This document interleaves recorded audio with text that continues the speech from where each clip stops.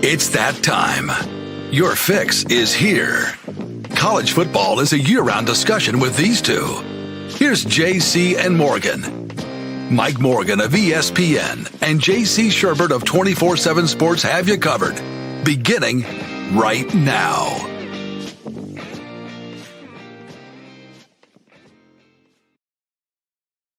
Thank you for stopping by. It is another installment of JC and Morgan. We do record this live for those that are tuning in live on every platform imaginable. If you want to see our shining faces, that would be on YouTube, Facebook, Twitter. If you'd rather just listen while you're driving or working out or whatever you might be into, Spotify, been big for us. iTunes, big for us. Google Play. Yes, I have a Google phone. You heard me right. I will never give in to the man in the Apple world. Instead, I'm selling out to Google, which is just another part of the cabal. He is JC Shurburtt coming to you from Chi-Town, where the current temperature, I'm guessing about 58. Just spitballing a number here. No, that's why I don't get to go see the Braves and Sox because it's about 38. It's 38 and rainy. 38. Last night, I think the Braves Nation got to see just how bad the White Sox were. There were more Braves fans in the stands than White Sox fans. And they called it after 8 innings. 40, of a very close, competitive 9-0 baseball game. Ouch. Hey, the guaranteed rate field. The food's actually better than it is at Wrigley. They got some good exotic options, but you're going to have to just be hungry when you go to the ballpark this year on the south side. It's going to be a long year. 38 there. I'm coming to you from Studio South in West Palm Beach, where it's 78.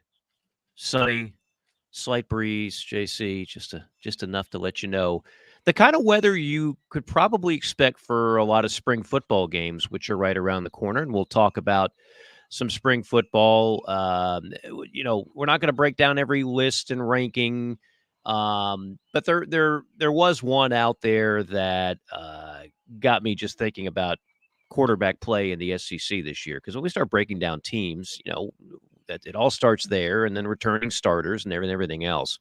So we'll touch on that a little bit. Our friend Andy Staples is back. He's on a new mission, much like Barrett Sallee. A lot of these writers have been kind of pivoting to different formats and different things, but they still cover college football nationally. So if you haven't noticed what we've been doing here lately, we've been on kind of a guest tour of some of the best and brightest that cover the sport, from Tom Luganbill to Dan Wetzel to Ross Dellinger to Tim Brando last week. Barrett Sallee was on, and now we get Andy Staples, who we haven't had on in a couple of years. He's been on with us before, does a great job, and again, he's now doing more of what we're doing. He's more in the podcast world, JC. He's in good shape too, looking good, and he's one of my favorite people because he has an affinity for barbecue and good food, and good story too. Walked on for the Gators under Spurrier, so he played it, lived it.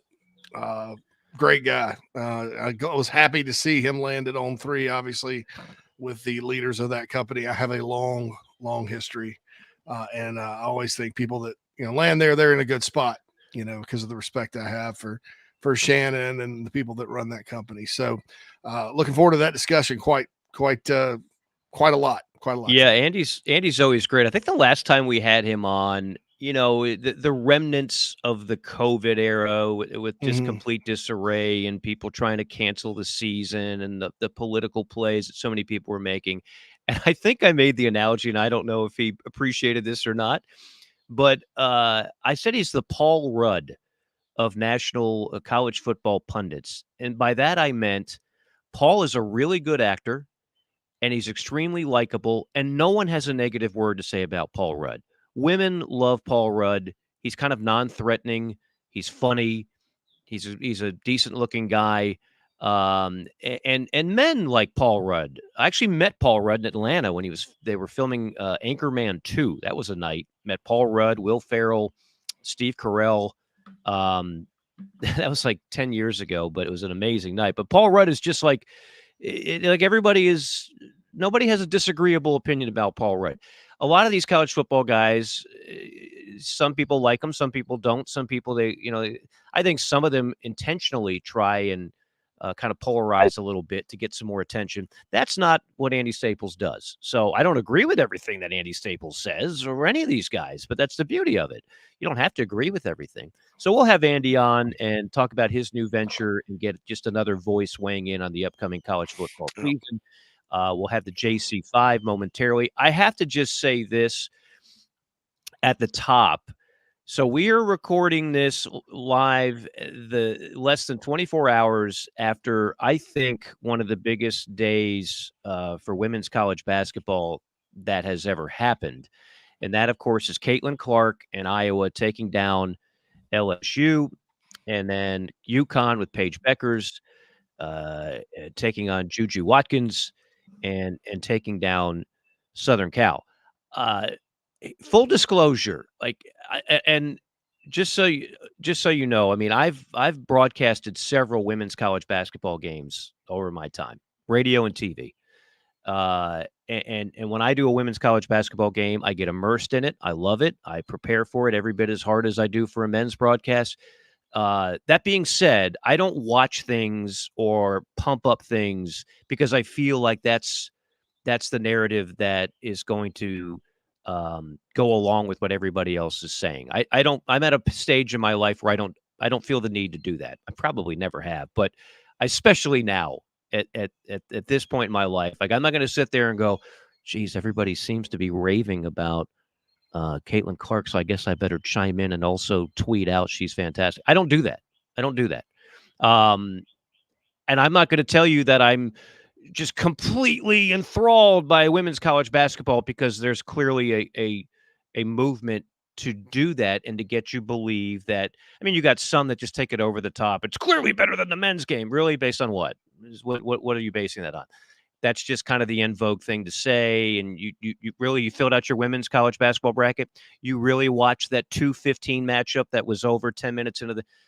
Don't insult the conversation by just catering to what you feel like the popular opinion is. So I say all that to say this, JC. I made a point. My wife and I made a point. I told her, like, at 7:00, I'm going to be parked in front of the TV and watch Iowa LSU because I truly had an interest in that. I truly believe Caitlin Clark, and no disrespect to Paige Beckers, Angel Reese, Juju Watkins, to the great players before that we've seen, Breanna Stewart, Diana Taurasi, the great players at Tennessee during the Pat Summitt era. No disrespect to all of them. I've never seen, and if we're being honest, I think I have a pretty critical eye on this when it comes to the sport of basketball. You haven't seen, you being America and the world, haven't seen a player like Caitlin Clark.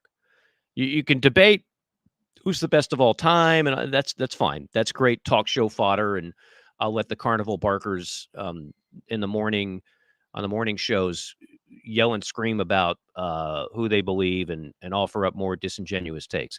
But I can just tell you that there's nobody's ever played the game on the women's side like Caitlin Clark. For that matter, very few on the men's side have played the game like Caitlin Clark.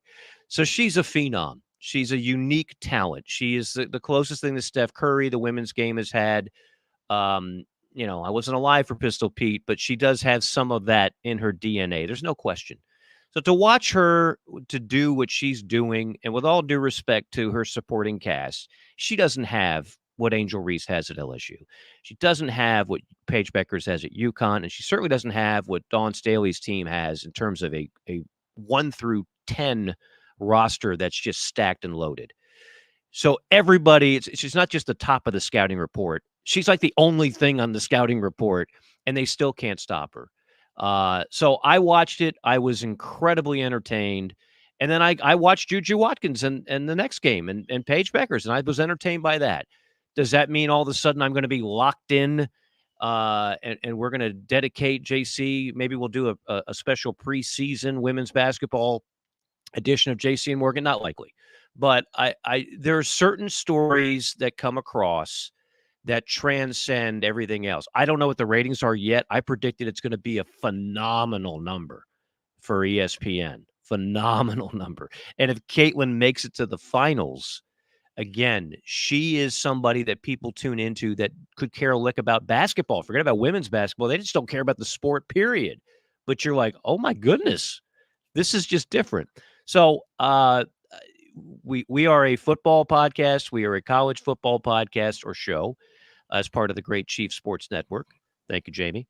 But I felt that is on the top of everybody's mind, and we'll get Andy's thoughts on it too. So I had to just offer up my 2 cents on that. She came in overly hyped, and I don't say that in a bad way, but that's TV. She's not asking for the hype. TV does this. They know when they've got a story that's captured the country, and she lives up to it. And then some 41 points, a dozen assists, when everybody knows you are the focal point of everything they do. So kudos to her, and kudos to a great day for women's college basketball, because I think you certainly will gain some traction with what happened last night. Sure. And looking forward to watching them go down to Gino in the semis or get blown out in the finals. Yeah, well, you might not be wrong. I mean, I'm joking. I'm not trying to analyze that game. 30 seconds into that is the most we've talked about women's basketball in this podcast. So when people do talk about a transformational figure in a sport, Mike, as good as UConn, South Carolina, NC State's a good story, we wouldn't be talking about it right now. Neither would anybody else. I go to I'm in the neighborhood or the town I live in outside of Chicago. The wife and I have a favorite little watering hole we go into, but it's where our friends hang out. They're talking about Caitlin Clark in there. Yeah. That's a group that if women's basketball previously had been on TV, hey, turn the channel now. We're watching golf, Bears, hockey, Cubs, right. White Sox. That's it. Right. Maybe U of I, and they let me watch Southeastern Conference football because they know I'm from the South and they like me. But, now it's like, get that Caitlin Clark on the TV. Get her. She's good. She's good. So that's just kind of how it is. And I'm looking forward to it myself, man. I'd be lying if I said I didn't tune in last night to at least part of that game. So I think you're right. And I think, look, here's the problem with women's basketball. It loses a ton of money. So in my opinion, if you like college sports in general, and there's all this talk about money, you want that sport to start making more money. I don't know if it'll ever be profitable, but if you can get it towards breaking even, great. And if it takes a superstar like that, great. So I think all that's very positive for the college in a time where the college athletics community doesn't have a lot of positive going on. I think that is very positive. Yeah, they've caught lightning in a bottle. They really have. There's been a surge with softball. I don't think it's anything like this. I know some people tune in, they love softball. It's a quick game. It's easy to follow. But you don't know the players. You don't know the players like you do. You've just had this confluence of superstars.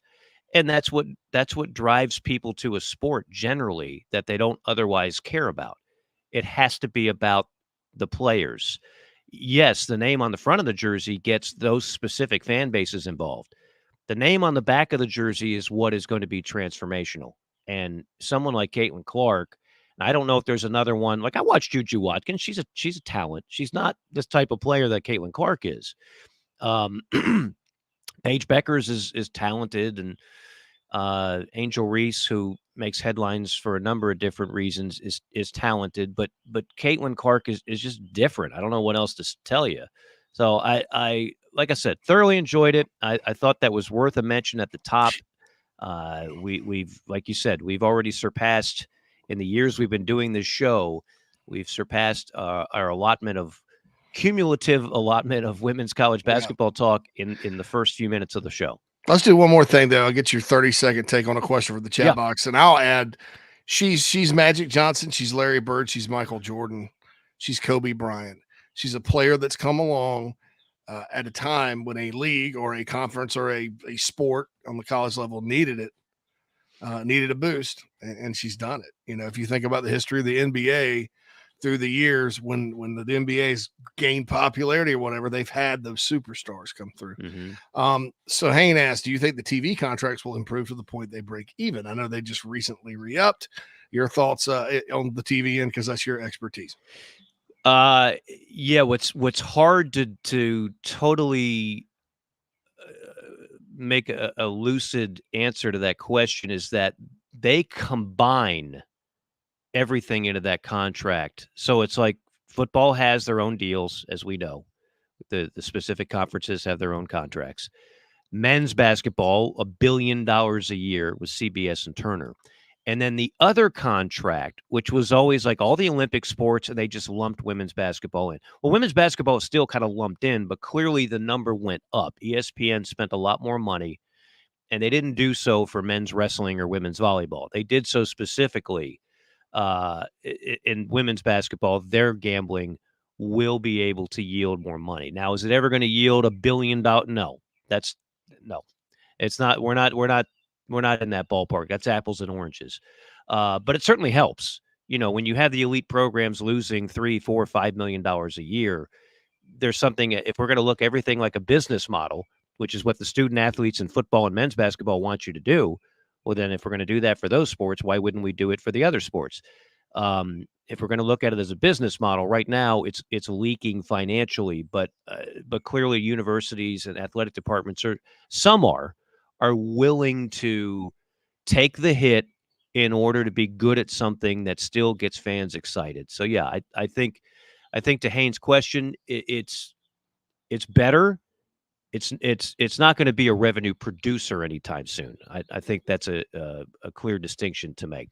All right, before we take our first time out and get ready for the JC5, I do want to mention a couple of our proud sponsors. Of course, Site Pro Rentals, which we've talked about a number of times, and Nest and Wild. Nest and Wild, I just got my mattress in the mail. I mean, like, not actually a mailbox.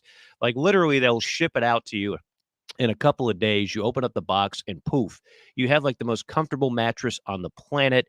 They're a great story, a local business straight out of Tupelo, Mississippi. And they just decided we're going to do things better, but less expensive than your premier mattresses. I've slept on everything from sleep comfort to the lowest, the cheapest of the cheap. And this has a good price point, and it is most definitely comfortable. I got one years ago, and I was like, this is unbelievable. Now they have their hybrid bed, their high-performance hybrid bed, 5 layers of just sleep euphoria. Unbelievable. And again, it can be delivered to you in just a matter of days. Don't take my word for it. Give it a shot. If you don't like it, send it back. But I promise you will like it. Go to nestandwild.com for more information on how to order yours. That's Nest and Wild. Great local business. They send it right to you in the mail, huh?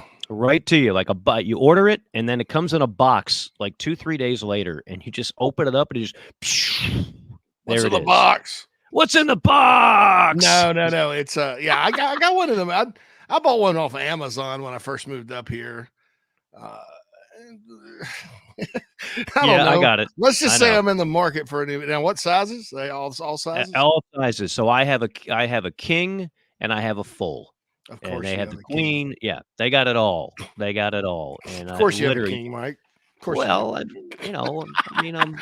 we're looking to upgrade. Got to have my space. I like to sleep diagonally, which doesn't make the wife very happy. But nevertheless, yeah, Nest and Wild again. Just the most comfortable. I don't know what they do. I don't have time to explain it, but it's like I said, it's 5 layers. It's high density. It's high airflow, heavy, cool touch cover. All the good stuff right there in a Nest and Wild mattress. I'm proud to have them on board here on JC and Morgan. We're proud to have the JC5 when we come back. And, of course, Andy Staples at the top of the hour as well. JC and Morgan rolls on right after this. Down here in the South, we don't always see eye to eye. While our taste in college football teams, or what sauce, if any, goes best on a rack of ribs, or what to mix with our Dixie vodka might be up for debate, we can all agree there's nothing better than a Southern tailgate. And like our favorite college teams, our ingredients come from small towns and big cities. They're grown in Southern soil, are crafted by Southern hands, and proudly represent the South in our backyard and beyond.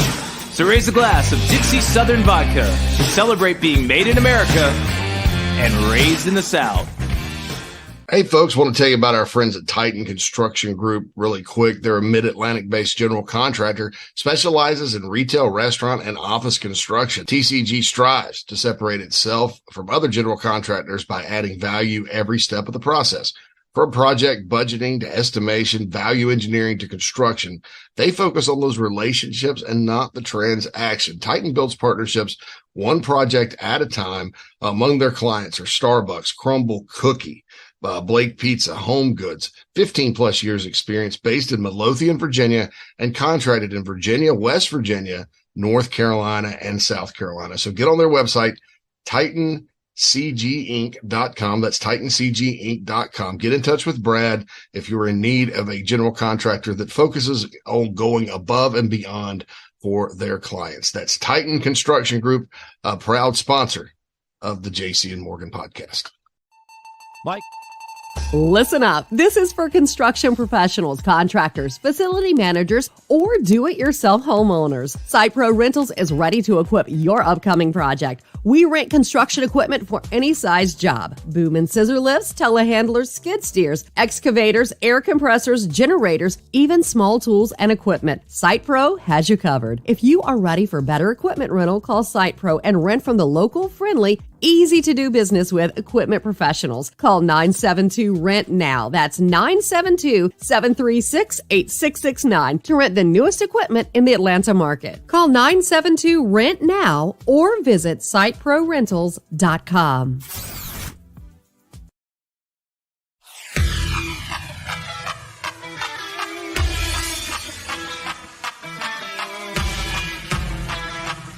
We're passionate about making sure that the Nest and Wild mattress is the best it can be. Made well and made right. Right here in Tupelo, Mississippi. So how can we do all that? Work. Hard work. And that means something. The Nest and Wild mattress is a movement. It's a pride in where you come from and where you're going. So get comfortable, because this movement is just beginning.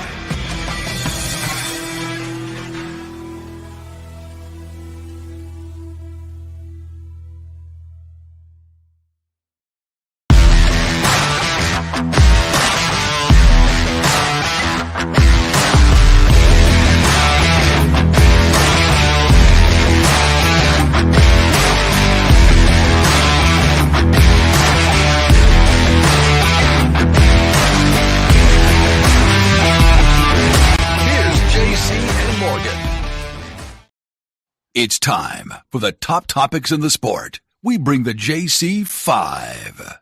Number 1. Thank you, Mr. Announcer. All right, here we go. JC 5. I've talked many times about the Big 12 teams and just how many in the new conference have been knocked on the door through the years. I think only BYU has a national championship, which they won in '84, unless I'm missing one from way back in yonder days without face mask. So you got Baylor, TCU, Oklahoma State, West Virginia, Cincinnati's been to a playoff. You got Kansas State was knocking on the door. Utah was knocking on the door of the playoff.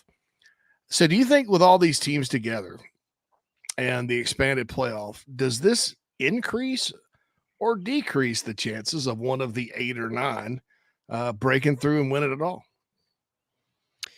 Well, look, I don't think there's much good that comes out of losing Texas, Oklahoma, because those were clearly your two best bets.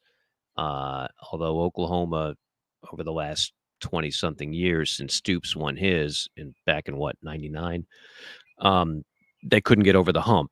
They won a lot of games, a lot of Heisman trophies, played in a lot of big games, but just could not get over the hump. Texas had their big year under Mac with Vince Young in 2005, working over Southern Cal in one of the best national championship games of our lifetime. So losing those two doesn't help. But what is great about the Big 12, I think it'll be the most competitive, the most diversified in terms of conference champions every year. You can throw out the cliche that every league likes to throw out, but it doesn't apply. Anybody can win it this year. In the Big 12, that'll be true. That'll be true a lot of the times. Do I think any of those programs are going to be knocking on the doorstep anytime soon? Here's my concern with that, JC. I don't want to make it about the money, but I can't ignore the money. I can't ignore the discrepancy, the amount of money coming in under these new TV deals and playoff deal that the Big 12, and for that matter, the ACC, are going to have to swim upstream to try and catch the SEC and the Big 10. Does money buy you championships? No. If it did, Texas would be sitting on a dozen of them over the last 20 years.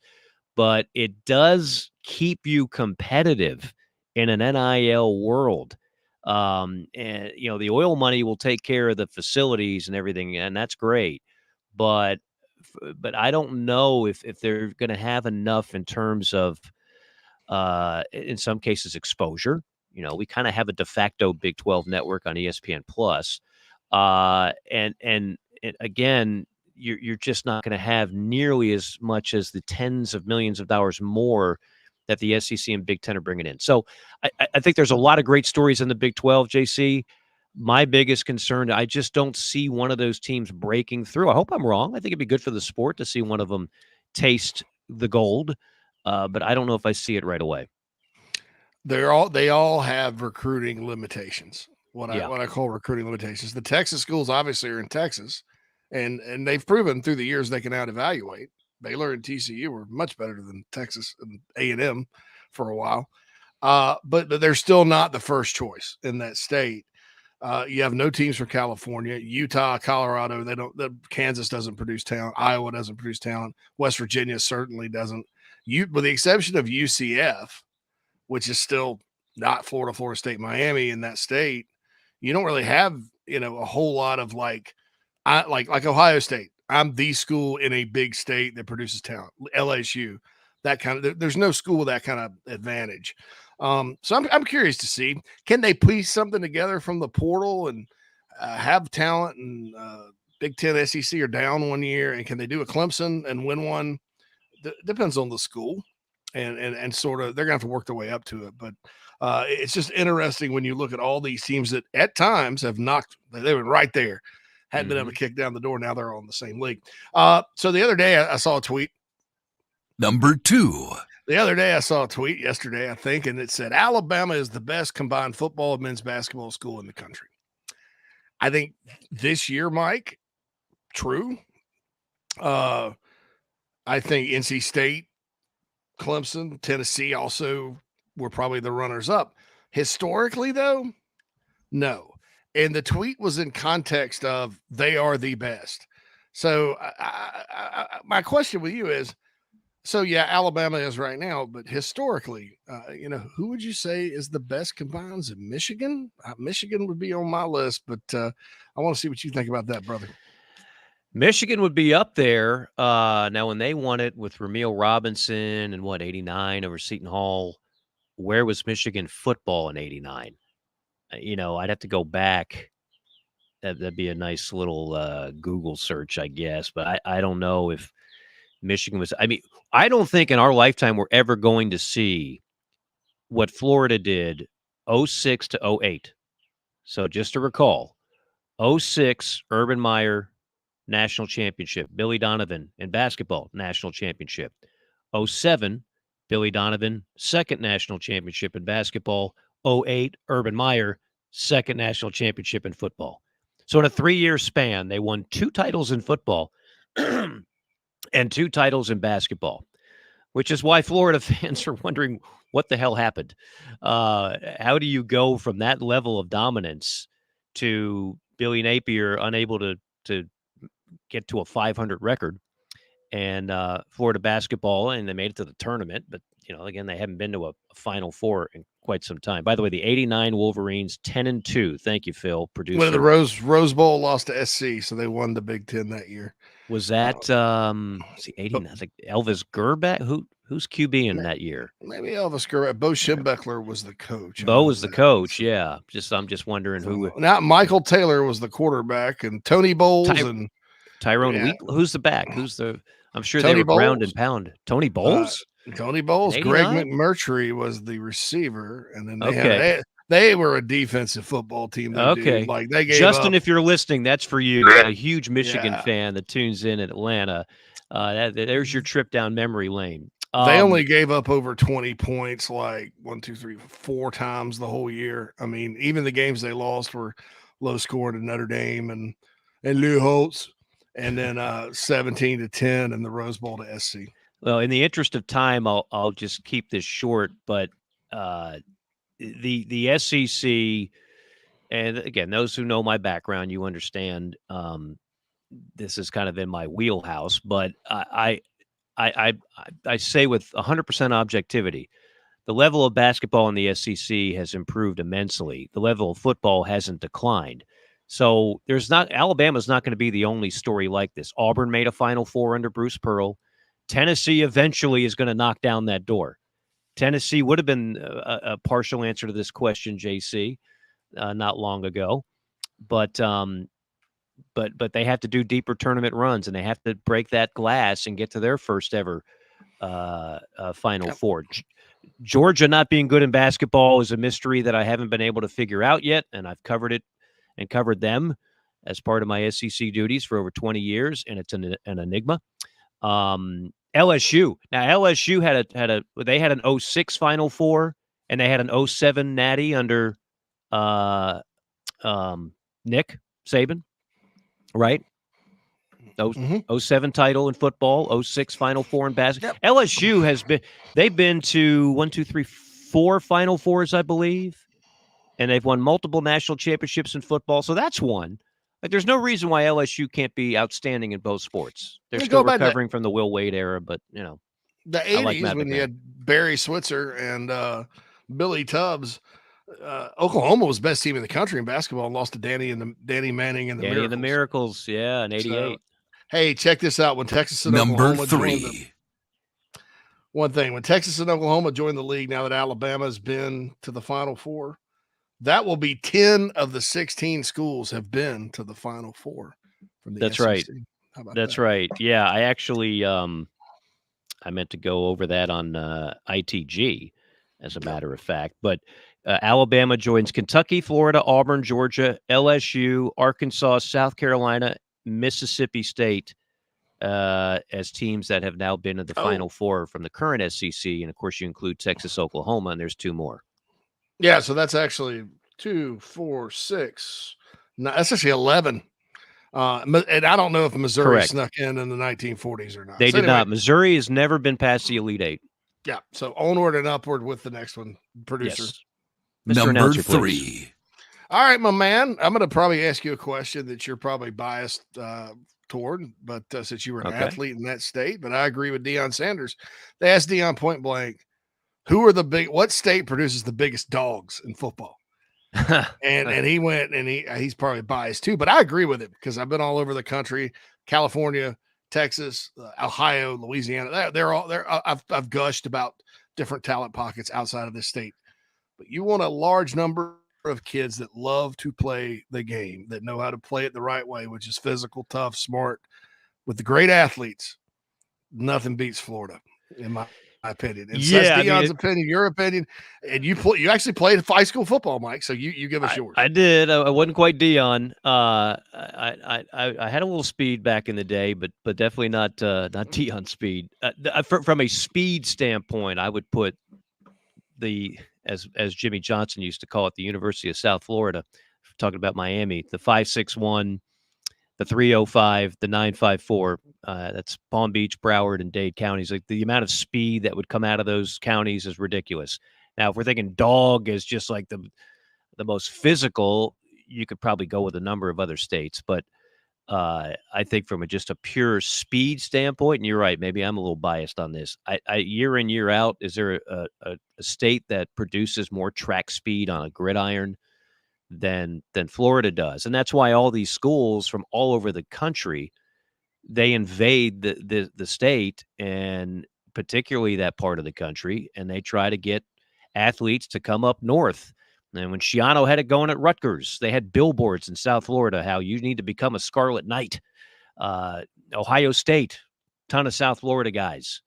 Out west, not quite as many because most of those kids don't want to travel that far, but they'll go to Texas. Several of them have. They'll go from everywhere from Texas to Ohio State. If a Northeast program really has it going, they'll go there. And as you pointed out several times with your background in recruiting, JC, it's not just the 5 and the 4-star guys. It's those under the radar guys, the 2 and 3s that coaches from other states like, okay, if Florida State, Miami don't want you, if UCF doesn't want you, we'll take a flyer on you. I'll take that 4.39 and turn you into a player. So yeah, that's been a common trend for a long time. And with the population growth continuing in that state, I don't expect that to change anytime soon. Number 4. Did Carson Beck surprise you last year? Were you like generally surprised how good he was? Yeah, I think that's safe to say. I had I always say this. This is not picking on any player. I'm a big, until you've done it, I'm a little bit of Missouri. I'm a show me guy. So you can come in with a lot of hype and a lot of hoopla, and in his case, physicals. Like, he's an NFL talent. He could have been a second-round pick this year, even in a loaded quarterback class. That's where he was projected. Now, he got a 7-figure NIL deal. He's driving around in some fancy car. It's too fancy for me to even know what it is. It's beyond a Ferrari and a Lamborghini. It's something. It's really fast, and I don't have it. So I'm jealous, Carson. Please. How about, spread the wealth a little bit? No, I mean, he proved it last year. I mean, gosh, 72%. Yards per attempt, 9.5. That's 6th best in the country. And when they needed him in big moments in big games, he came through. He came through. So I was quick to caution Georgia fans, like, say what you will about Stetson Bennett. He's not an NFL talent in terms of arm strength and body. Like, he'll hold a clipboard in the NFL for a while. Carson Beck, how would he do? And the answer is he did quite well. He did quite well. So, yeah, I was a little bit surprised. You look at the starting quarterbacks returning in the SEC, Beck, Milroe, Ewers, Dart, Brady Cook, and then there's Nico of Tennessee. I mean, all those guys have NFL potential. Some are already there. Some have potential, but there's some studs coming back in the SEC stable of quarterbacks. Number 5. Let's say that the super conference thing happens. Francis Ford Coppola's got this movie coming out called Megaopolis, by the way. And every time I think about super conferences now, I think about that movie. I'm like, wow. 48 or 64, Mike. You're a clerk, JC. You're a clerk running an errand boy. An errand boy. Said by grocery clerks to collect a bill. I love that scene. That's pretty good. Are you an assassin? You're neither. Anyway, I'm taking this over your Lou Holtz. I want more Brando. Oh, I've got a decent Brando. Anyway, especially Apocalypse Now. Yeah. Godfather, you get too mush mouth sometimes. But yes. But anyway, so 48 or 64. What's your preference? I'm a 64 man because I like a lot of programs, just like I mentioned, Arizona State, that could get left out if you lop it at 48. I'm a 64 person, but what do you think is ideal? Oh, I hope it's 64. I really, really hope 64 or 65 with Notre Dame. I don't want to see more programs left out in the cold. It still makes me uncomfortable what's happened to Washington State and Oregon State. You don't think if like a Mississippi State, if they didn't have such a strong tie with the SEC, that they couldn't be that type of program that's just left in the wind? I know our guest Dan Wetzel kind of was cautioning us that could happen to even SEC and Big Ten programs. I don't know if that's happening anytime soon. I think you're kind of grandfathered in. It's going to take a lot. It's a really bad look for a conference to kick you out just because you're not better when you're so entrenched in it. But I do hope that, I don't want to have too many more that are left in the cold and basically relegated to 1AA status. As I've said all along, Group 5 is the new 1AA because you can't compete with the Power 5. Well, now we're down to Power 4, and then pretty soon we might be down to Power 2. And my concern will be if we're down to Power 2, those other programs that are not in the quote-unquote NFC, AFC are in a world of hurt, and I don't like that for the sport. I'm not an elitist. I think we want to keep some of the things that are really good about college football, and one of those things is that we have a number of programs that have their own special charm and elegance, and they have the ability to compete for high stakes, even if they don't normally get there. At least they can say they have a shot. I don't remember if Andy had 48 or 64, but he did a sketch on it, so it's a good time to take a break and get to him. Let's do that. 5 and ask him what he thinks about this, because I'm curious. He does a really, really, really good job with covering all this stuff. He does. We'll see if he loves the smell of napalm in the morning as JC and Morgan rolls on here on the Chief Sports Network. Listen up. This is for construction professionals, contractors, facility managers, or do-it-yourself homeowners. Site Pro Rentals is ready to equip your upcoming project. We rent construction equipment for any size job. Boom and scissor lifts, telehandlers, skid steers, excavators, air compressors, generators, even small tools and equipment. Site Pro has you covered. If you are ready for better equipment rental, call Site Pro and rent from the local, friendly, easy to do business with equipment professionals. Call 972-RENT-NOW. That's 972-736-8669 to rent the newest equipment in the Atlanta market. Call 972-RENT-NOW or visit siteprorentals.com.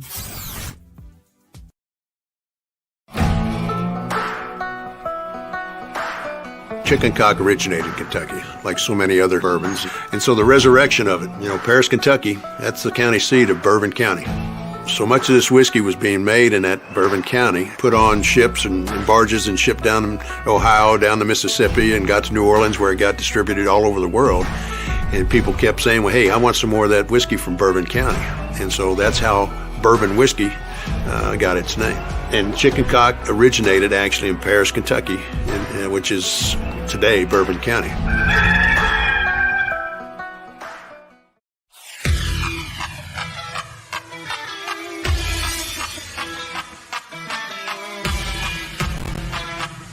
We're passionate about making sure that the Nest and Wild mattress is the best it can be. Made well and made right. Right here in Tupelo, Mississippi. So how can we do all that? Work. Hard work. And that means something. The Nest and Wild mattress is a movement. It's a pride in where you come from and where you're going. So get comfortable, because this movement is just beginning.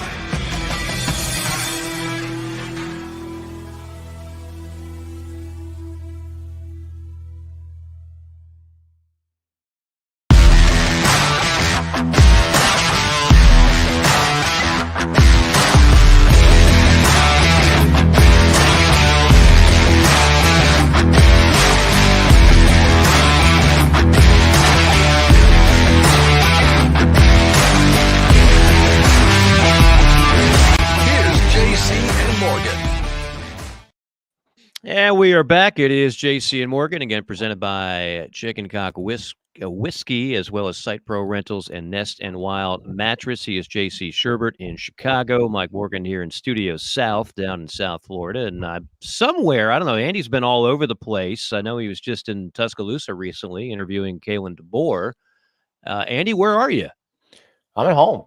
You're at home, back in Gainesville. Okay. Yeah. No, I finally got home and was in Knoxville last week and Tuscaloosa last week, and very interesting. Two programs that are very, very excited about things. The reports of Alabama's demise quite premature, I assure you. I think they're feeling pretty good about things. Yeah, well, I know you're feeling pretty good about things. We were showering you with praise at the top. We've been busy with a lot of people kind of in your space that cover college football nationally, and we've had a number of guests each and every week. And we're like, we haven't had Andy on in a couple of years. I think that's when I am the competition. On three is the competition, so I understand. It happens.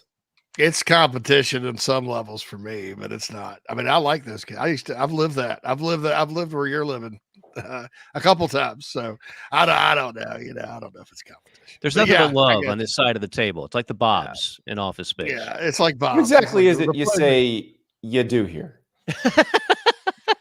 Well, I work with people.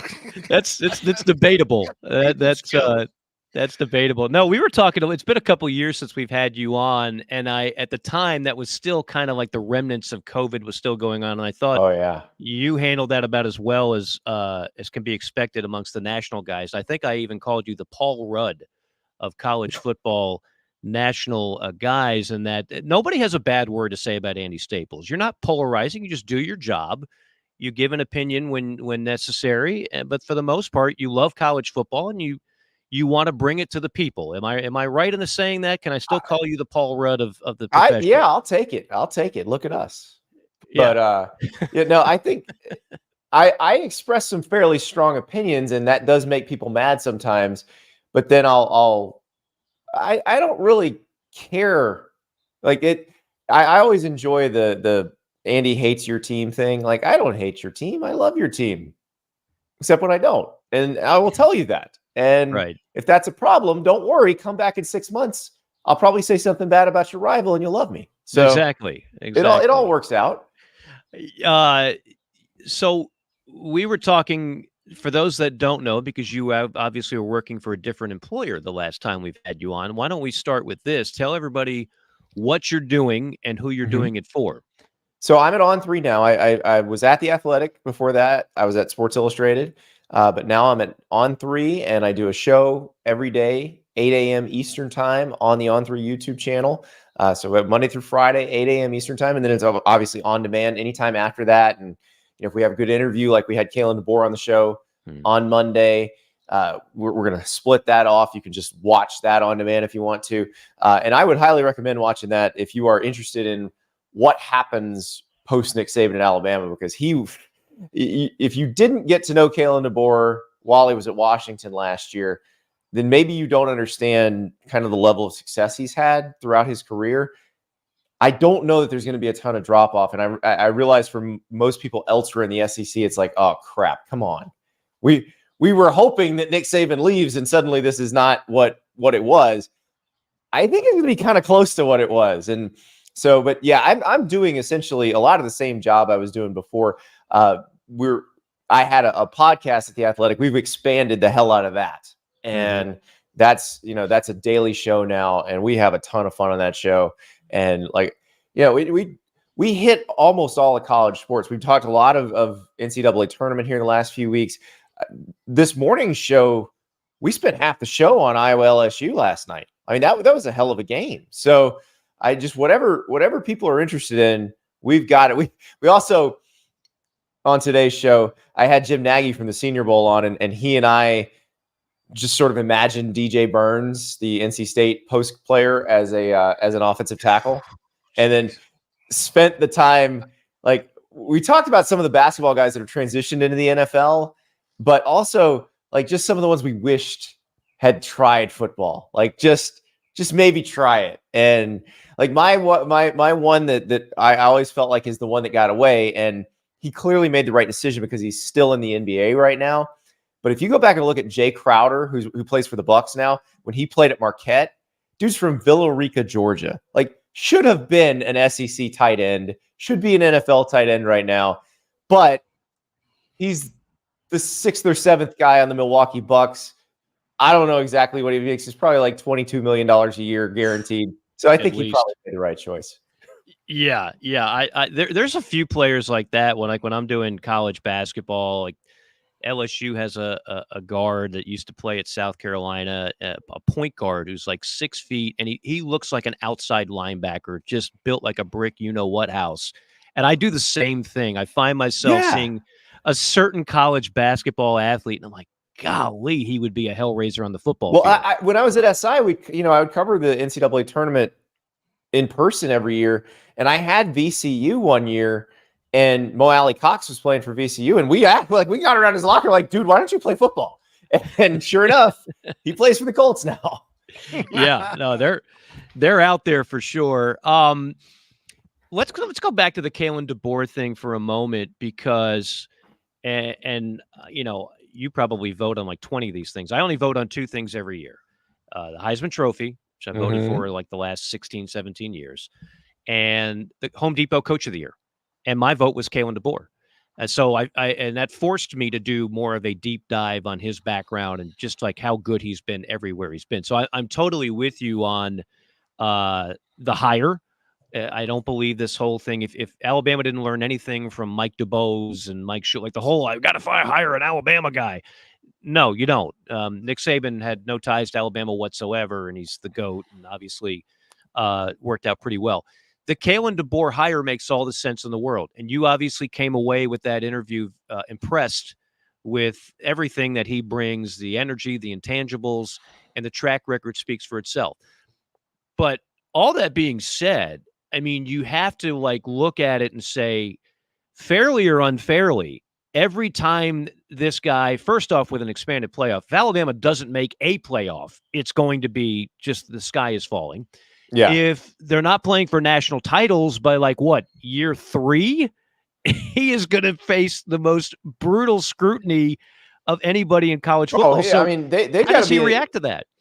He's fine with it. He understands that's what it is. He's got to be playing for national titles in year 1. He understands that. What's so interesting is it's a smaller scale, but his first head coaching job was exactly the same situation. So the only difference was he was the internal hire there. So for those who don't know, Kalen DeBoer grew up in South Dakota. He went to the University of Sioux Falls. He was a receiver. He helped them win a national title in the NAIA in 1996. He starts coaching right after his career ends. He was their OC from 2000 to 2004, and they were really good. So Bob Young was the name of the head coach. They were 47-5 in Bob Young's last 4 years as the head coach. So he steps down. Kalen DeBoer takes over. So he's taking over a program that has been 47-5 over the previous 4 years. So clearly there's a lot of it's not Alabama. There's not millions of people watching, but there's tons of pressure because you're taking over a program where all they do is win. So what does he do? Well, he loses 2 games that first year. They make it to the NAIA semifinals. That's just not good enough, Kalen. Well, the next 3 years, he goes 56-1 and wins 3 national titles. Or so the next 4 years. 4 years, 56-1, 3 national titles. He's lost 12 games as a head coach. He's 104-12. 3 of those losses are in the COVID year as Fresno State's coach. So I don't know if we can even count those. He went 9-3 in his first full year as Fresno State's coach. And so that's what you're talking about. This is a guy who's won everywhere. And so I would be genuinely concerned if I'm the rest of the SEC about maybe Alabama not dropping off very much at all, even though it's not Nick Saban. Let me ask you something, Andy. A&M and Bama opened this year, and it sounds weird even saying that, but those are 2 schools obviously with unlimited resources. Mm-hmm. And unlike maybe some coaching searches in the past at some other schools around the league, it looked like this time they both went for the best ball coach they could find. Who's a winner? Well, no, A&M went for Mark Stoops first. They had a revolt coach, you know. He wins. He wins, but not against teams with winning records in the SEC play. That's a very the problem. Good point. Yeah, and it's interesting because Mike Elko, kind of a similar profile to Mark Stoops, where longtime great defensive coordinator and then successful as a head coach. The difference, I think, with Elko is there's not the body of work. I think the body of work with Mark Stoops says he recruits really well above his station, and he also develops really well, but he tends to not let his OC have a lot of fun.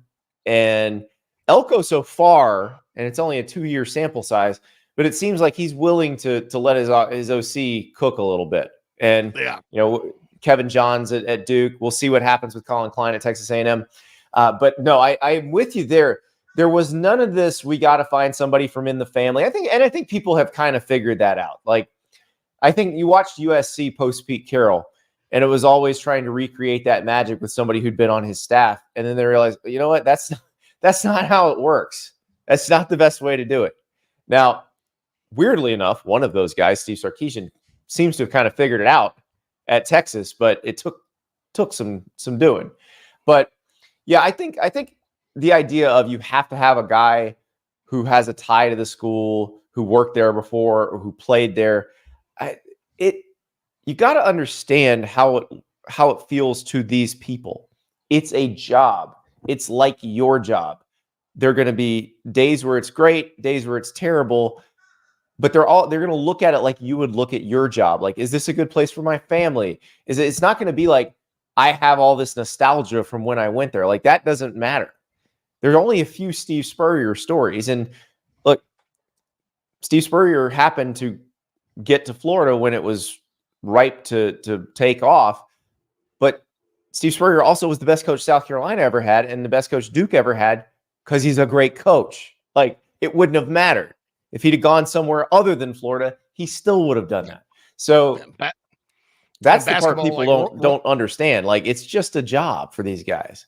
Yeah, like Roy Williams in basketball, going back to North Carolina. I mean, he obviously has an affinity for the school, but he also won how many games at Kansas, Right, exactly. Roy Williams was going to win anywhere. Yeah, so. Exactly. So I just found it interesting that they didn't really hire recruiters either. I mean, these guys are evaluators more so than like they're known like a hotshot recruiter, like a Dabo Swinney type guy. I don't know about that. It kind of depends on your job. And I think Elko's been in places where you had to be an excellent recruiter, but remember how Elko came up. He was working with Dave Clawson. They were at Hofstra and Bowling. Well, actually, I think he was at Richmond with Clawson. But Richmond and Bowling Green and Wake Forest, where you don't have it. You're not going to land any 5 stars. But if you look at Elko at Notre Dame, as Texas A&M's DC, he was a very effective recruiter. And DeBoer, I think you've seen it since they got there. Like Ryan Williams, the first guy they signed as a February signee. Ryan Williams was a receiver everybody in the world wanted.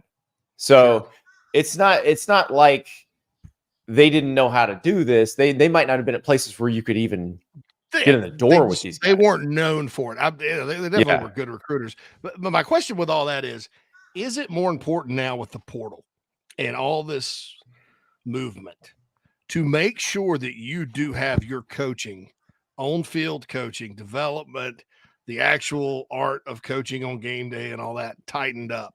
Because you're going to transition a lot of your roster regardless each and every year. Is that more important now than having a guy that may be like just a rah-rah dude that can go land a bunch of players, but, doesn't hire the right people, can't coach his way out of a paper bag?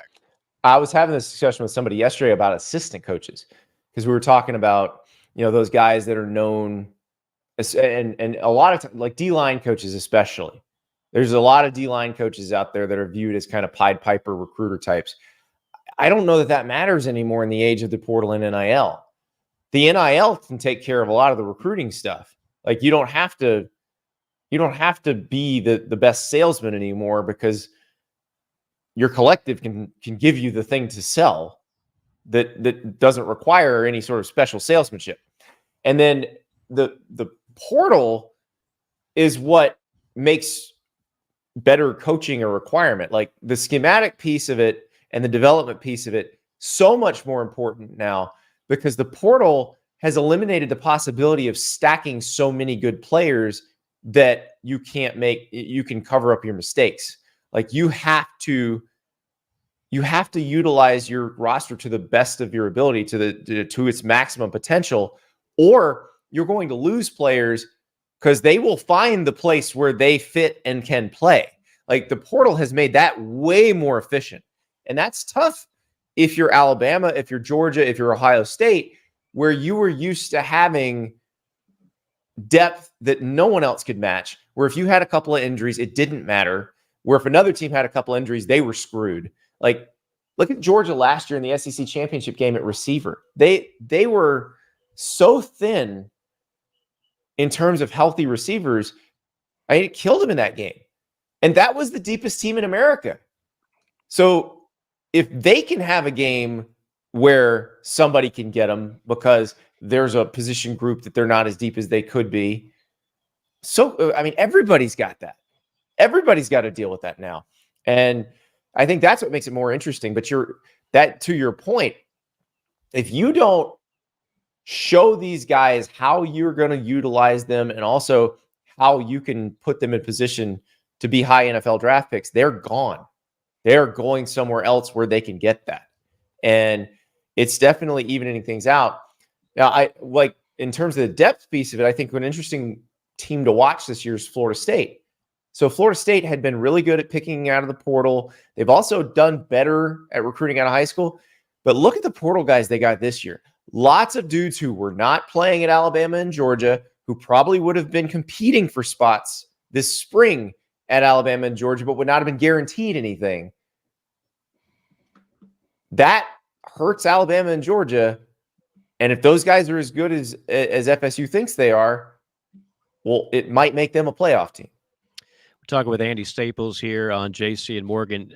Let's kind of use that as a jumping off point, because you obviously are optimistic about what Kalen DeBoer is going to do at Alabama after speaking to him and kind of putting them under the microscope.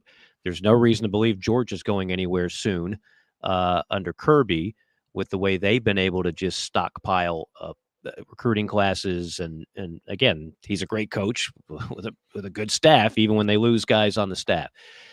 So you mentioned you were in Knoxville. This becomes the every year question for me, and I want your thoughts on it.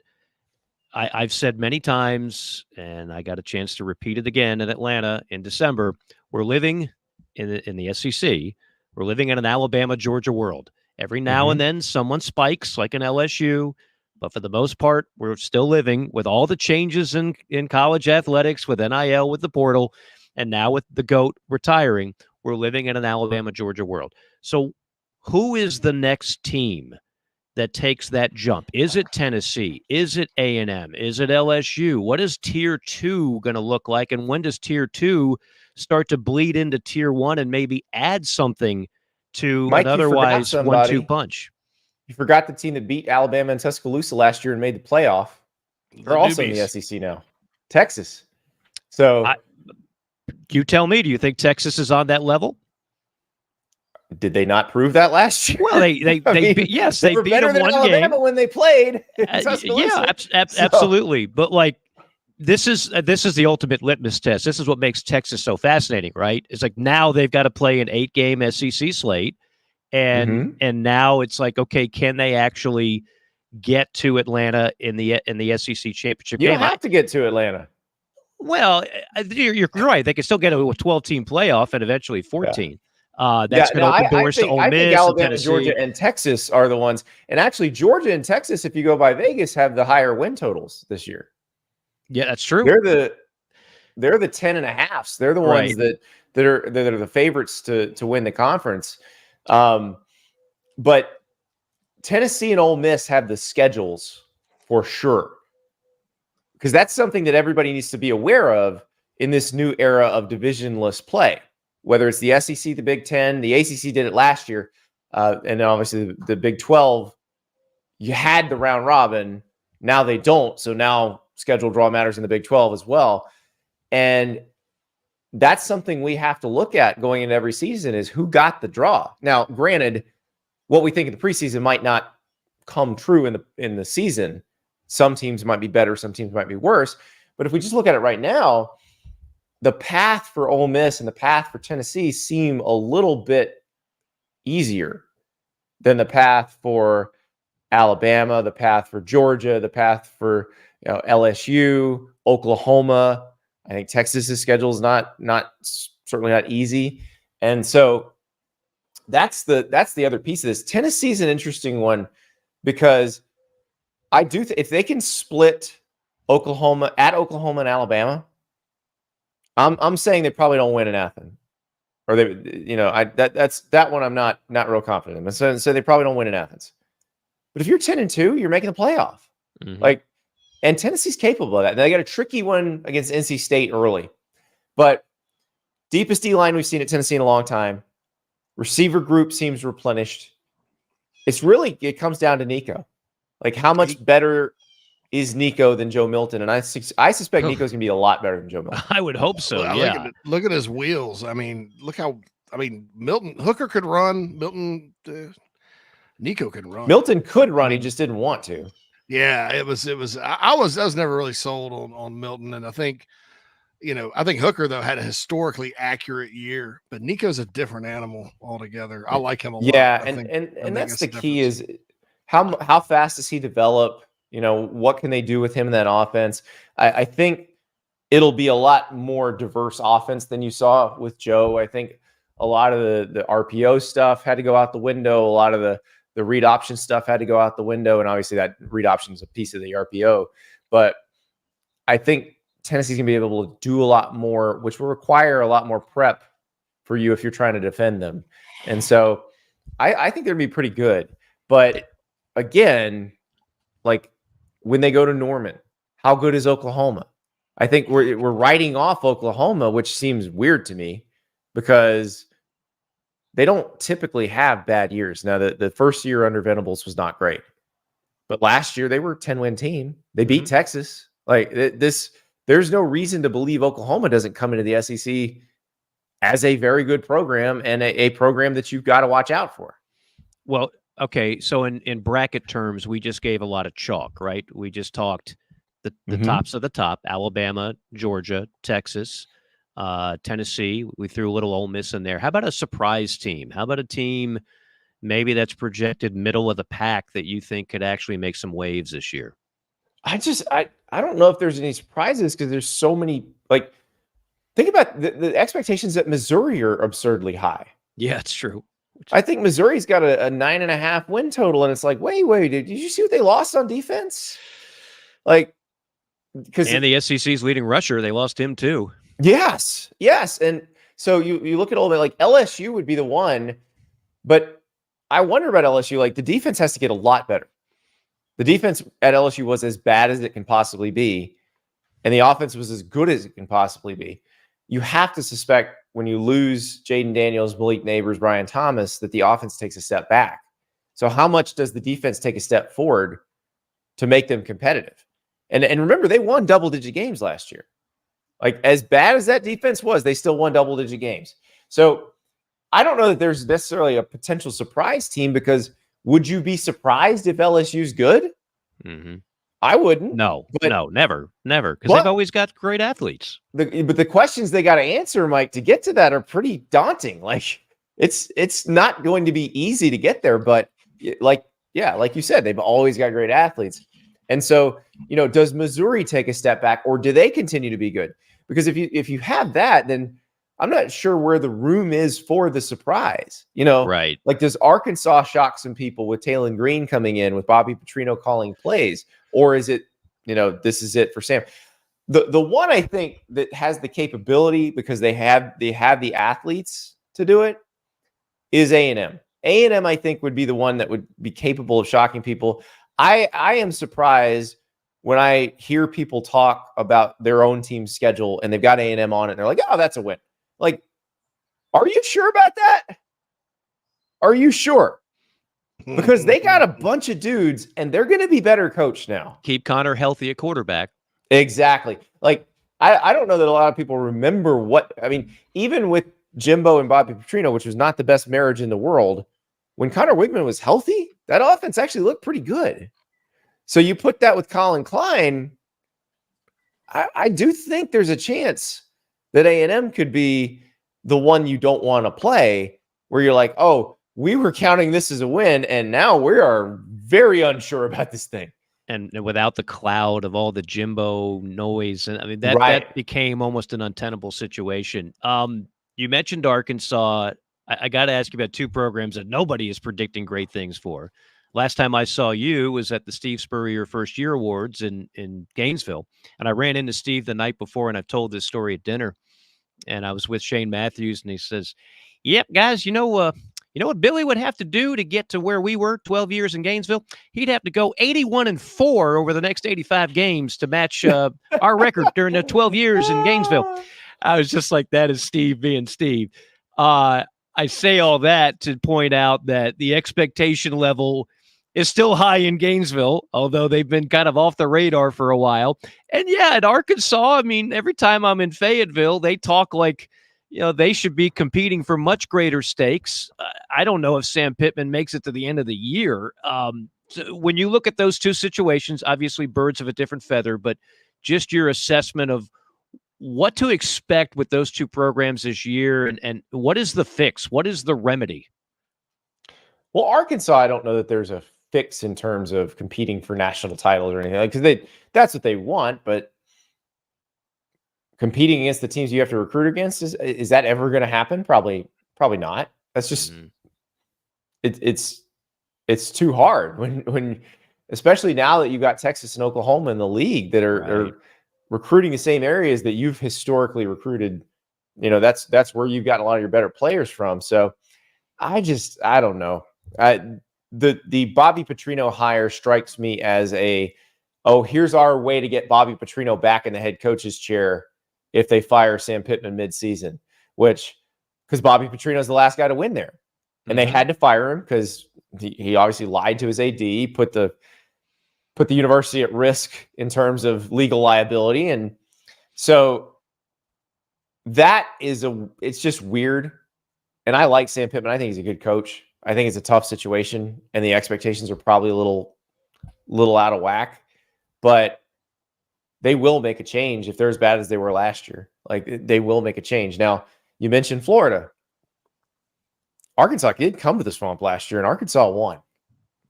That's a bad sign for Billy Napier. That was the game, I think, that if Billy Napier had folks in the fan base that were still holding on and hoping things would turn around, that's where I think they realized, maybe this is kind of what it is. Mm-hmm. And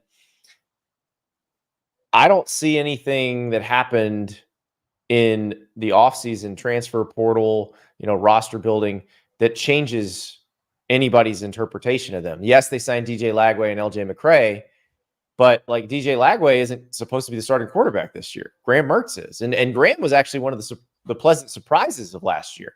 I thought he played really well. But you lose Trevor Etienne, you lose Princely Emmanuel into the portal. I don't think they're a net better, more talented team than they were last year, and the schedule's harder. So I'm not sure exactly what they're supposed to do to get over the hump. Clean up pre-snap penalties would be a start, right?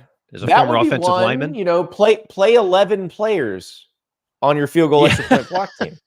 Yeah, that's a good one too. It's a good one too. Not important enough to have an on-field special teams coach. They're gonna stick with the analyst on that one. Yeah, got to ask you a couple big picture ones before we go. I know. You were certainly covering, like so many of us, what was going on with the playoff and what was going to be the number and what was going to be the TV deal, and is it going to be 12? Oh, wait a minute, it's 14. Okay, when does it turn to 16? Just your overall takeaway of everything that's gone down here recently and really the last 30, 60 days. It's wild, because you think after they spent 4 years designing this, well, it was actually more than 4 years, it was 5 years designing the 12-team playoff, that they'd actually play it once to see if they liked it before they changed it. So, because it sounds like they want to do 14, which 14 is a weird number to me. And I think if we're trying to figure out why you would do 14 instead of 16, which is 16 is the same number of rounds, it's just no buys. The reason you would do 14 is the Big Ten and the SEC want their championship games to be meaningful. They want them to be for that bye. Because I think that's the big concern among all of the conference commissioners right now as they expand the playoff is we've got these cash cow championship games. They're either going to be irrelevant or they're actually going to be actively screwing the team that loses the championship. You heard Kirby Smart talk about that the other day. Like, the team that loses the SEC or the Big Ten championship game is getting totally screwed in the new format. So they've got to figure out how do they balance that, because they don't want to give up the money they're making from that. But logistically, it might not be the best way to do it, because right now, if you win that game, it's great. You get the bye, all that stuff. You get the highest seed. But if you lose, the team that finished third in the league probably has it better than you do. What excites you most about? I already know you've always been a free market NIL guy. What excites you most about the future of college football with all the changes that have come down the pike? And what concerns you the most? For example, on the concern part of it, there's if these super conferences keep building up and we have a true AFC, NFC world. It's going to be awfully chilly if you're not invited to either one of those parties. Yeah, that's the hardest part. And I heard you guys talking about that before I came on. Like, how many teams is it? And we did a fictional 48 team one a few weeks ago, and that sucked. Like, trying to decide who you would have in it and who you would have getting left out. It was awful, especially if we're assuming it coalesces around the SEC and the Big Ten. And I know everybody every week asks me, well, would they kick out Vanderbilt and Indiana? No, they're not kicking out Vanderbilt and Indiana. That's not going to happen. So you need to get them to ask you to join their club. So in an ideal world, the number is in the 60s. You have a pretty broad swath of schools, because I think the variety is one of the things that makes college football so much fun. In reality, I don't know if that's what happens. And I don't know how it happens, because a lot of it depends on the business model. A lot of it depends on, do you break off football from the NCAA, or do you have your own management organization managing football? Because then that helps determine what it ultimately looks like. And my guess is fewer schools will want to share the bulk of the money.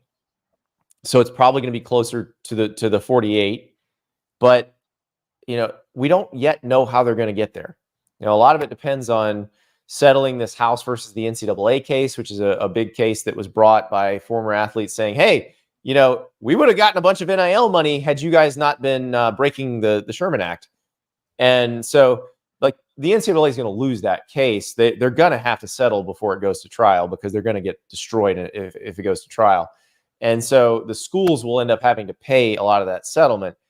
I think part of that settlement will be them creating a new business model. And they just got to figure out how they want to do that. So I don't think we're that far away from it either. That's the part that's interesting, because I've been very outspoken about the SEC schedule, that with the current alignment, they need to go to 9 games, because if you stay at 8 and you only have one fixed opponent, then you have Texas and Texas A&M in the same conference, and they're not playing football every year, which is the stupidest business decision you could possibly make. But I'm not worried about that now, because my thought is, if they stay at 16, they're going to go to 9 games for 2026. That's why they flipped the 24 and 25 schedules. But in reality, if the chances of them being a 16-team league in 2026, I don't know if that's going to be the case. There may be more expansion realignment before then. And then the 8-9 discussion changes because the scheduling format changes. You might go back to divisions. Who knows? Like, anybody who thinks they know exactly how this is going to go over the next 2 years is lying to you, because even the Greg Sankeys of the world and the Tony Petitis of the world, who will be in control of how it goes, there's still things that are outside their control that are going to affect it, like in the court system, with the national labor relations, all that stuff they're going to have to react to. And so they don't know what it's going to look like either. 2 quick hitters on the way out. 2027 crystal ball, and again, as you mentioned, we don't know. We're trying to project things that we don't have the answers to, and the people in charge don't have the answers to. 2027, Florida State, Clemson. Where are they? What conference? It's such a good question. I don't think they're in the ACC, but I don't know. Like, I'll put it this way: if I were a Fox executive and I looked at what the Big Ten has in terms of schedule, I say that looks pretty good when you add Oregon and Washington and USC and UCLA into the schedule. But then when I see the SEC release its new schedules with Texas and Oklahoma, I'm like, no. The SEC still got a way better football product than us. We have to make our football product better. And that's where, even if Florida State and Clemson would not have been the schools that your Big Ten presidents would have chosen typically, like, think about if you sprinkle the spear and the tiger paw through those Big Ten schedules. Suddenly, those look pretty awesome, like from a television standpoint. Right. That's what I would do. Now, if I were the leaders of the SEC and I thought the Big Ten was going to encroach upon my footprint and take 2 brands that would give them some really good Southern football, I'd go, you know what? Nope. That belongs with our product. I would defend my borders. Yeah, and I think like a game of Risk at that point. Exactly. That's exactly right. Because it's one of those things where if the Big Ten doesn't want them, they're in a pretty precarious situation. But my guess is economics will carry the day. They provide tons of value to a Big Ten football schedule. But there's also a lot of value for the SEC in keeping them away from the Big Ten. So that's where you get the tug of war, which I think would be really interesting. And then, like, if you're them, let's say you actually had the choice. Let's say that there's a scenario where they have a choice. Which one would you pick? I mean, I think the fans of Florida State Clemson undoubtedly would want the SEC. That doesn't mean the SEC right. The undoubtedly administrators wants are probably State looking Clemson. at like, well, it's easier to win in the Big Ten. Oh, sure. But from a cultural standpoint, of course, it's the perfect fit in the SEC. Like, Clemson is an SEC school. Florida State should have joined the SEC in 1990. Like, it should have been. Chance. Bobby Bowden said no. South Carolina, the beneficiary of Florida State saying no. I mean, and you could look at it two ways. Maybe they don't have the national championships they do if they went to the SEC with more competition. But I think they would have, because the Eventually SEC in the early 90s was not what it is now. Like, that's true. Great point. I think the Florida State, Florida, and Tennessee, like if Florida State had joined in the early 90s, the clashes between Florida State, Florida, and Tennessee would be spectacular. But I think Florida State still would have won a couple national titles. I think so too. I think they would have broke through on a couple with all the talent that they were amassing at that point. It would have been hard not to. Last one, your other passion, and a lot of people tuning in today. It's going to be their first trip this year to either Norman or Austin. They've never been there, and they want to know where to eat, and they want to know what to get. Yeah. And even though you're now a svelte Andy Staples, much lighter than your old playing weight, I know you still know how to throw down. So where do people go in Norman and Austin? Wow. Norman, Tara Humara's, Baker Mayfield's favorite restaurant. It's interesting because you walk in and it's just like your typical Mexican restaurant. It doesn't seem any different than anything else you've seen before. I can't explain why it's so much better. It just is. One quirk. So Norman is essentially, if you've never been there, it is essentially an exurb of Oklahoma City. At this point, Oklahoma City has grown so much, it's basically a suburb. One weird regional quirk about Oklahoma City is queso is free at all the Mexican restaurants. The only place in the country where it's like that. I like that. And Tara Humara's has great queso. So that one, neighborhood jam for breakfast in Norman or OKC. It's like a little mini chain that started out there. It's awesome breakfast brunch place. Austin there's so many good places. It's hard. So I'll just stick to the barbecue. Obviously, Franklin Barbecue is the famous one. I will suggest if you're with a group, order in advance. You have to order at least 5 pounds. If you got more than 3 people, that's fine. Order 5 pounds, go pick it up. Don't wait 4 hours in line. But you could also go to La Barbecue, which is phenomenal. Leroy and Lewis, which does a little bit different stuff than the typical Texas Trinity. I think they do the brisket, ribs, and sausage on Saturdays, but they do, like, during the week, all kinds of, like, they'll do beef cheek one day, and they'll do a whole, like I'll have a lamb thing, or they'll do like a brisket smash burger. Really good stuff. And then also Terry Black's. So you cannot go wrong getting barbecue in Austin. Yeah, I will say, having been to both cities multiple times, there's definitely more options for the folks out there in Austin, but you nailed some good ones in Norman as well. Andy, outstanding stuff. Plug your new venue once again, please. Yep, On 3. So the show is called Andy Staples On 3.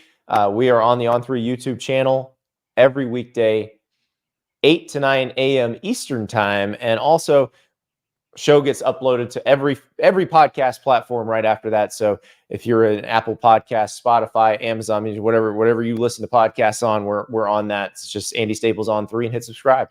Fantastic. I enjoyed our shows together back in the day on Sirius XM. And as I've said for many years, I think you're one of the best to do it in this space. And we always appreciate you taking out the time. We'll talk to you down the road before too long.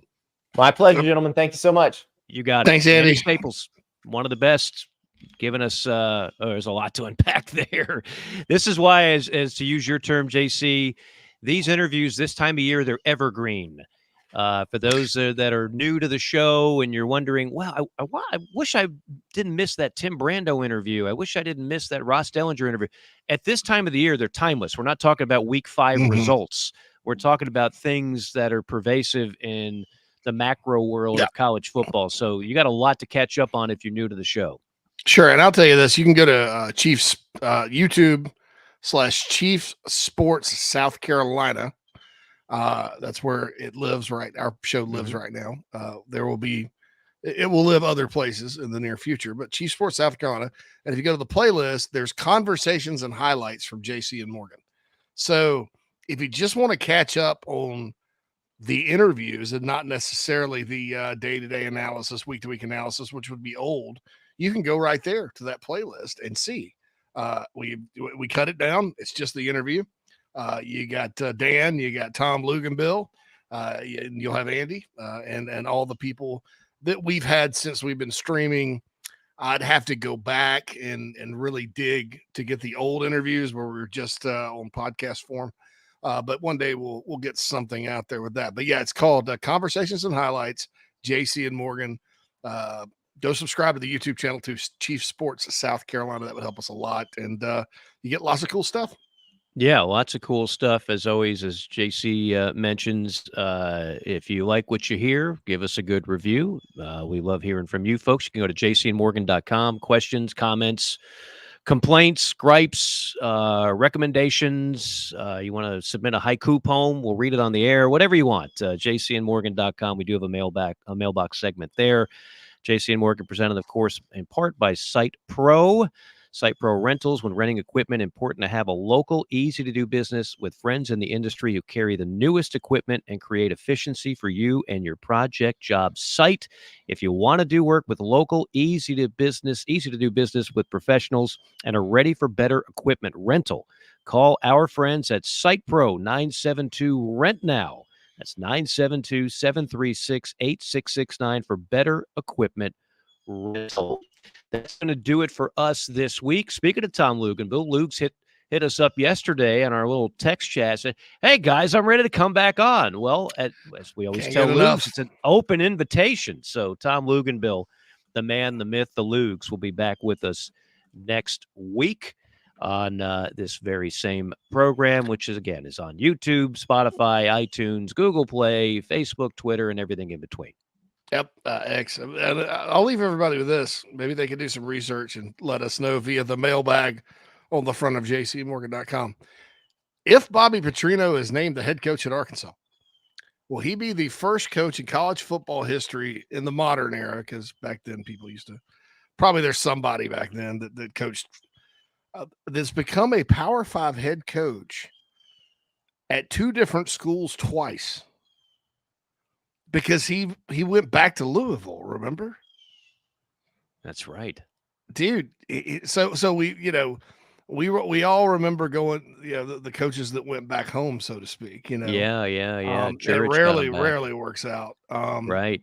Johnny Majors went back to Pitt. John Robinson went back to Southern Cal. It rarely works out, but it ended up, despite a Heisman Trophy, not working out for Petrino at Louisville. So this would be the second time he has gotten a Power 5 head coaching gig for the second time. And I was down there just a few weeks ago. I mean, if you were to ask your common hog what's going to happen in 2024, oh, he's going to get the job somewhere about week 7. It's just like that. Again, that doesn't mean that Hunter Juricic, the AD, is going to do that, but that's certainly how a lot of those fans feel. And it's hard not to reminisce about the glory years of when he was running stuff in Fayetteville. Now, they still didn't have great dominating defenses. That's been the biggest problem as I see it for Arkansas. But, man, could they score?